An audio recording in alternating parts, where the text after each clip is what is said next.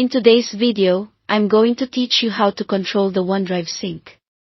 This guide is essential for anyone looking to manage their files efficiently, whether you're trying to free up space on your computer or ensure that your important documents are always available offline. Let's dive in and take control of your OneDrive syncing once and for all. First up, we need to make sure that OneDrive is running.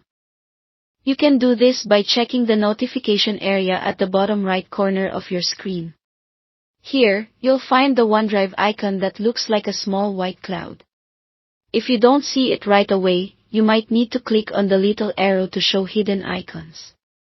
Once you've located the OneDrive icon, simply double-click to open it. This is your main hub for all syncing activities. Next, let's ensure you're signed in. If you're not, the OneDrive app will prompt you to do so. Just enter your Microsoft account credentials, and you'll be good to go. Being signed in is crucial because it allows OneDrive to connect to your account and sync files accordingly. Now, let's head over to the settings where we can really start to take control.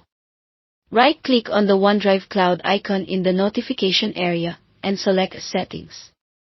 This will pop up a new window with a series of tabs along the top. Here, you'll find all the options you need to customize how your files are synced. In these settings, the Account tab is a great place to start. Here you'll see all the folders that are currently being synced to your computer. Click on the Choose Folders button to decide which folders you'd like to keep on your device. This is especially helpful for saving storage space on your local drive, as you can uncheck boxes next to any folders you do not need offline. Switching to the Settings tab, you can adjust how OneDrive starts.